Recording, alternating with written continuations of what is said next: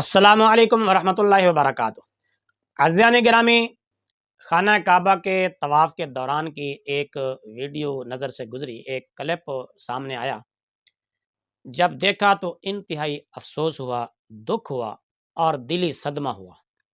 یقیناً اگر آپ کے اندر بھی تھوڑی سی ایمانی حرارت ہے تو آپ کو بھی ضرور صدمہ ہوگا، افسوس ہوگا کہ ہم مسلمان کس حد تک آگے جا چکے ہیں۔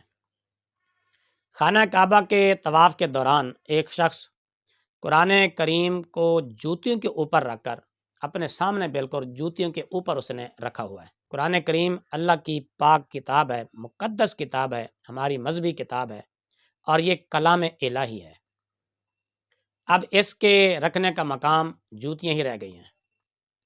حالانکہ یہ شخص اگر چاہتا تو آس پاس قریب قرآن رکھنے کے لیے باکس بھی ہوتے ہیں، وہاں رکھ سکتا تھا، مگر اس نے اتنا گوارا نہیں کیا، بلکہ جوتوں کے اوپر قرآن کریم رکھ دیا۔ تو اگر آپ کے ذہن میں یہ خیال آئے کہ جوتا تو بالکل نیا ہے، وہ ناپاک تو ہے نہیں، تو پھر میری گزارش آپ سے یہ ہے کہ آپ اپنے کسی دوست کے ہاں جائیں مہمان بن کر ملنے کے لیے، آپ کا دوست آپ کو پاک جوتے کے اوپر بٹھائے، آپ اپنی اس میں بے عزتی سمجھیں گے یا عزت سمجھیں گے؟ اپنی توہین سمجھیں گے یا ذلت سمجھیں گے؟ آپ اپنے والد محترم کو، اپنی والدہ محترم کو، آپ اپنے کسی بزرگ کو، استاد کو جوتے کے اوپر بٹھانا گوارا کریں گے؟ چلو بالفرض نیا جوتا ہو، استعمال شدہ بھی نہ ہو، یہ تو پھر بھی استعمال شدہ ہے نا۔ بالکل نیا جوتا آپ کے پیش کیا جائے، جی تشریف رکھیں جوتے کے اوپر، یقیناً آپ غصے کا بھی اظہار کریں گے، ناراض بھی ہوں گے اور آپ کہیں گے لو جی میری یہی حیثیت ہے کہ میں جوتے کے اوپر بیٹھوں؟ تو قرآن کریم کی یہی حیثیت ہے کہ اس کو جوتے کے اوپر رکھا جائے؟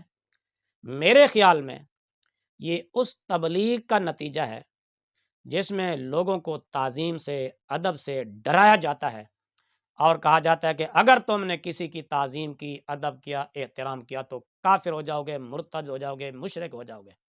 اب اس تبلیغ کا نتیجہ یہ سامنے آنا شروع ہو گیا ہے کہ لوگوں نے اب قرآن کو بھی معاذ اللہ جوتیوں پر رکھنا شروع کر دیا ہے۔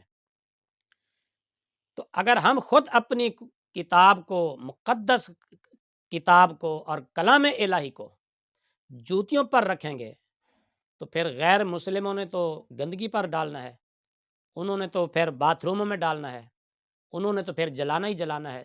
جب ہم قرآن کا خود ادب نہیں کریں گے، احترام نہیں کریں گے تو دوسروں نے کیا کرنا ہے؟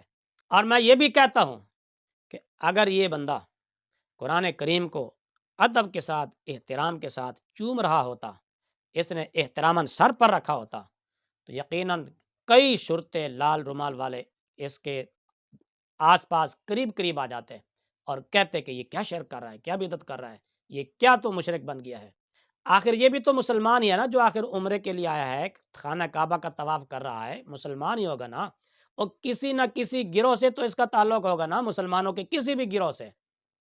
تو یقیناً یہ ان تعلیمات سے یہ متاثر ہوگا جن میں یہ بتایا جاتا ہے کہ بس تعظیم اللہ کے سوا کسی کی نہیں کرنی ورنہ تم مشرک ہو جاؤ گے، اور اس کا نتیجہ ہے مسلمانوں آج آپ نے خود دیکھ لیا ہے۔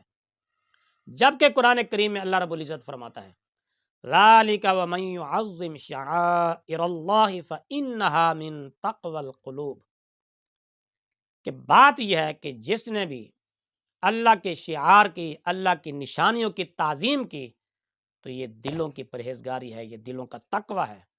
یہاں پر اللہ تعالیٰ نے قربانی کے جانوروں کی، اونٹ کی، گائے کی، ہدایہ کی تعظیم کا حکم دیا ہے، فرمایا کہ یہ دلی تقوی ہے۔